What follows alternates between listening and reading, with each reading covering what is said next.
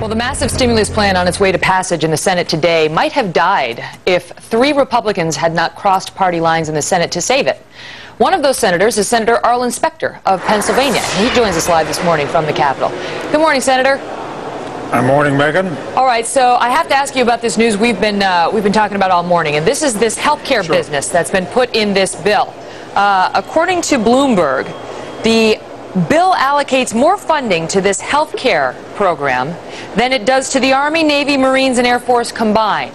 According to Bloomberg, this thing promises to reduce costs and to help guide your doctor's decisions so that he operates less like a solo practitioner and more in the spirit of uniform health care. That sounds dangerously like socialized medicine, Senator. What's it doing in this bill?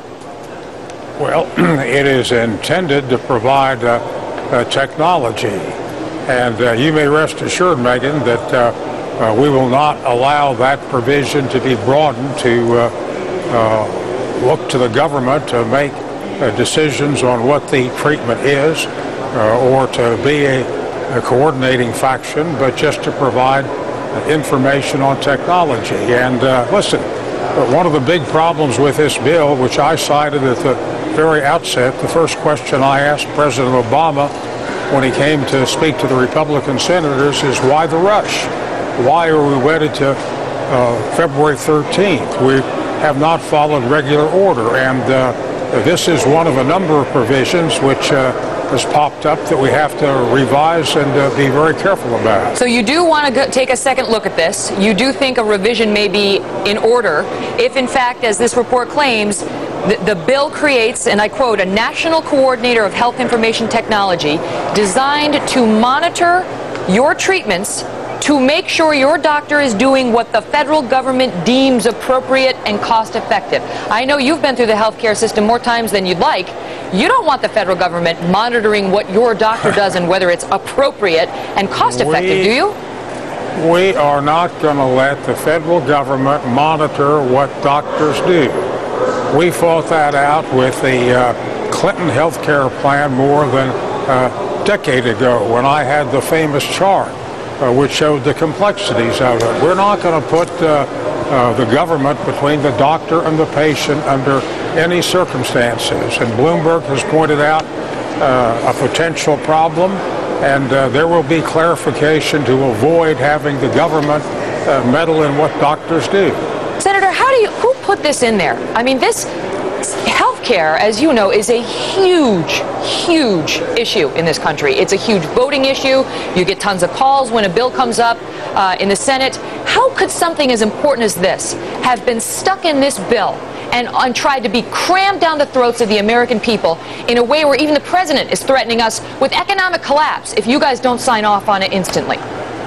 Well, when you want to find out who put provisions in bills which are hundreds of pages long, it's a constant battle. And candidly, that's why you need more time to have hearings. We've never had hearings on this bill. We've never had a markup where senators go over it line by line. And we are rushing to judgment, which I have protested about, and the only answer we get is that the situation is so dire and such an emergency we have to act. But we will review these provisions, and we will make sure that these harmful effects about having the government interfere with what doctors do doesn't take effect. You know, Senator, it's disconcerting because you're going to review it line by line, but you, along with Olympia Snowe and Susan Collins of Maine, could stop this. You three, you really only need 2 of you to put a stop to this bill. So is there a chance that you and perhaps one or more of those women, senators from Maine, will sit down and slow this thing down or stop it altogether if things like this remain in this bill?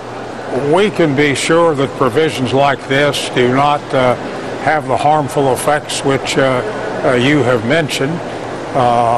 Listen, this legislation is a bitter pill to swallow, but we're facing a situation where the current economic problems could turn into another depression like 1929. The economists tell us that unless we act promptly and decisively, that there could be a catastrophe. I understand that, but people, as you know, they don't want health care decisions rammed down their throats in the name of stimulus. So are you saying here that if this provision remains in this bill, you might change your vote?